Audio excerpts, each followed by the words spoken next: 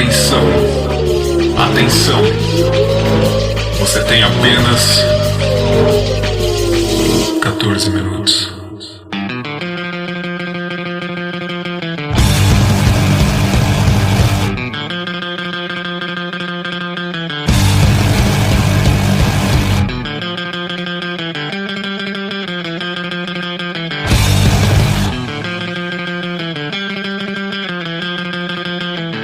Oi gente, tudo bem? Meu nome é Márcia, eu sou plateia da Rádio Blá e do Blablaísmo e queria gravar com vocês, queria conversar na verdade com vocês um pouquinho e aproveitar os 14 minutos, que aí é o novo podcast que está sendo divulgado.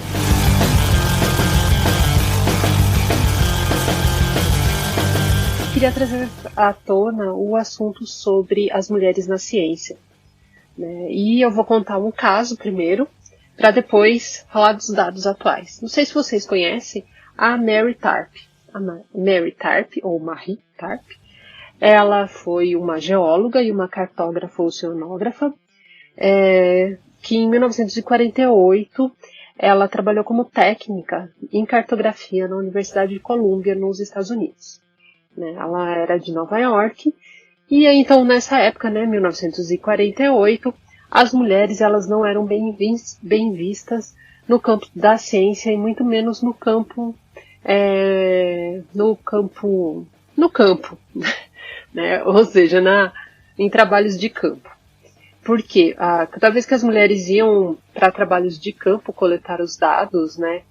Então a coletagem dos dados primários elas eram mal vistas e falavam que dava azar, que os dados não davam certo por conta disso. Então a Mary ela foi trabalhar, né, na Universidade de Columbia, conhece o Ising, e aí eles trabalham juntos no uso de fotos aéreas para localizar os aviões abatidos na Segunda Guerra Mundial.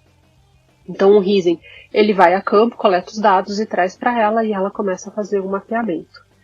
Em 18 anos, né, desse trabalho com o Ising, ela começa a coletar outros dados além desses aviões abatidos.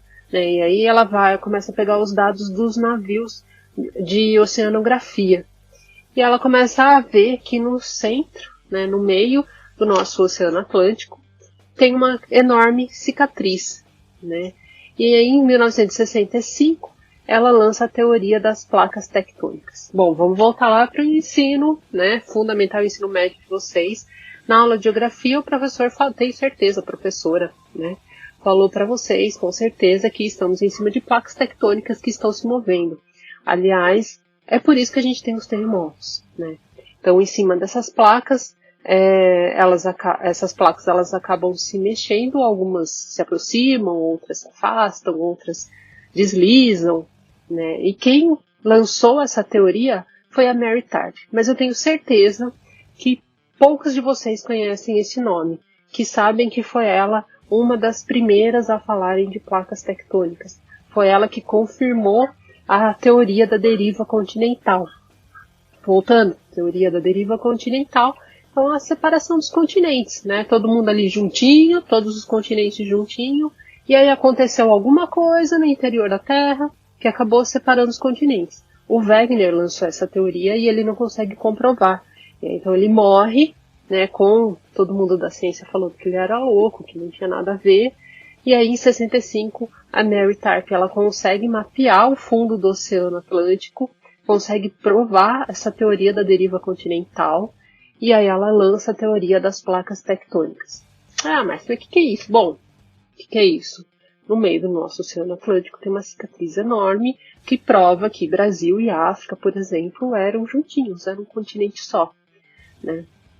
E por dada essa importância, né, foi tão grande a importância da Mary Tarp, que a partir daí que começaram estudos em cima das placas, né? Então, a teoria das placas continentais ela só vai ser mesmo finalizada e aceita pela academia anos depois, porque até então ela era uma mulher e eles não levavam as mulheres a sério na ciência. Isso em 1965, não estamos muito longe desse ano, estamos em 2021. Em 2001, ela recebe o primeiro prêmio, então ela né? Ela descobriu, né? A teoria dela foi em 1965. Só em 2001 que ela recebe o primeiro prêmio por ter feito essa descoberta. E aí ela acaba falecendo. Em 2006 ela morre de câncer aos 86 anos. E o Google Earth, sabe? Google Earth, aquele lá da Terra que você consegue ver tudo de longe. Então, em 2009 ele vai incluir então esse mapeamento que ela fez nas imagens de satélite, nas imagens utilizadas no Google Earth, como uma forma de agradecimento, de homenagem pelo trabalho da Mary Tark.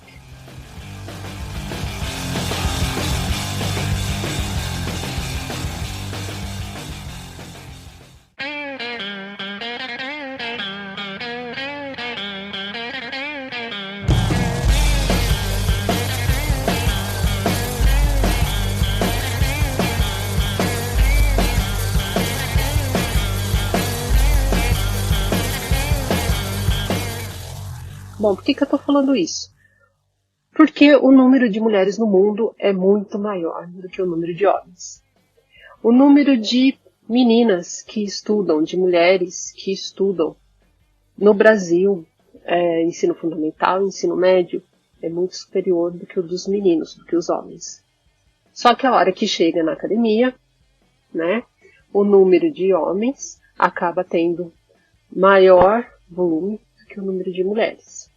Por que isso acontece?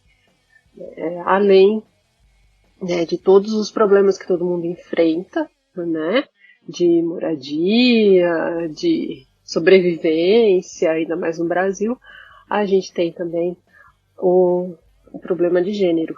Né? Então as mulheres elas são muito discriminadas por isso, e as mulheres negras elas são mais discriminadas ainda. Né? E aí eu andei dando uma pesquisada, né, pelo número de mulheres na ciência aqui no Brasil. E aí tem crescido, né, o número de pesquisadoras nas mais diversas áreas. Então, se vocês forem procurar artigos da USP, do IPEA, né, tem um artigo da USP muito ilustrativo que vai falar que as áreas onde tem mais mulheres, né, a parte das ciências que tem mais mulheres aqui no Brasil é a área de bioquímica, é a área de odontologia, neurociência, medicina, imunologia e microbiologia, enfermagem e farmacologia. Esse é um artigo da USP que ele vai falar, então, que tem crescido o número de mulheres na área, mas mesmo assim é muito pequena a participação delas. Né? Por exemplo, na bioquímica tem 28.577 autores, né, as mulheres que publicaram na área de bioquímica, contra 25.598 homens, né, ou seja, 52,7% mulheres, 47,2% homens. Para ver que, assim, estudamos mais, temos maior tempo de formação, mas na hora de publicar e na hora de ter um reconhecimento, ainda somos a minoria por conta do machismo extremo. Né? O IPEA, ele vai falar que hoje as mulheres são 57% presentes nos doutorados do Brasil, né, que teve assim, um aumento de 10% nas 2 últimas décadas, né? Que esse número ele é bem parecido ao de países desenvolvidos como Estados Unidos, mas que mesmo assim, né, o Brasil ainda está atrás de muitos e muitos países. E a maior parte, então, da inserção de pesquisadoras na ciência, né, de trabalhar na ciência, elas envolvem principalmente essa área de saúde. Né? No artigo da USP, ele vai falar, deixa eu pegar aqui, que as mulheres elas estão principalmente nas ciências, né, de saúde, depois ciências da terra, peraí, que eu vou achar aqui, ciências biomédicas e da saúde, ciências de vida e da terra e, por último, ciências físicas e engenharia. Então, como cientistas e como parte de escrever e publicar artigos, ainda somos pequenas, né, na participação. Os nossos artigos eles não são aceitos de maneira geral, né. Aqui no site mulheresnaciencia.com.br, né, ela vai explicar e vai detalhar bastante, na Universidade Estadual de Maringá. Então, as mulheres são 54,1%, Universidade Federal de São Paulo 51%, Federal de Santa Maria 50%, e aí vai caindo o número de participação de mulheres como pesquisadoras na área de ciência, né? E aí, se a gente for pensar, bom, vamos lá, mês de março, mês das mulheres, vamos comemorar, vai dar flor, faz revolução, não faz revolução, esse negócio de feminismo não existe. Então vamos voltar lá no começo da nossa conversa. Somos a maioria no mundo, no Brasil somos a maioria em escola, ensino fundamental, ensino médio, na faculdade também somos a maioria, mas na hora de publicar e na hora de contratar na área da ciência, nós somos a minoria, né? Por quê? Vai ficar grávida, vai atrapalhar, tem que cuidar do filho, vai atrapalhar, né? Mulher não serve para isso, só serve para ter filho. E aí, então, essa fala e esse tipo de pensamento, ele é, sim, um pensamento machista. É um pensamento que acaba provocando essa desigualdade de gênero. E quando a gente começa a aprofundar isso e vai por questão de gênero e cor de pele, as mulheres negras elas são mais prejudicadas ainda. E é por isso que a gente vê cada vez menos mulheres na ciência e menos mulheres negras na ciência, por conta dessa falta de valorização das pessoas. E é isso.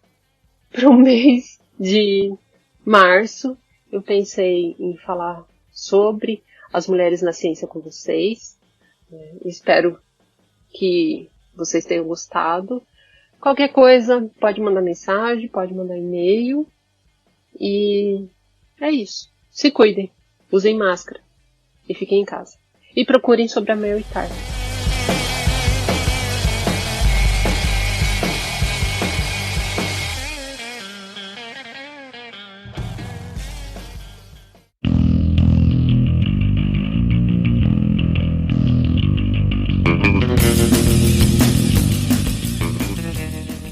Gente, já ia esquecendo aqui. Antes de terminar, lembra de assinar nosso feed para não perder os próximos episódios. Toda segunda-feira, o dono do podcast, o Wagner, ele vai tentar sempre colocar alguém diferente falando por 14 minutos de assuntos variados. Tá? Além disso, o 14 minutos ele está disponível no iTunes, no Spotify, no Deezer, Amazon Music e vários outros agregadores de podcast que vocês conhecem, certo?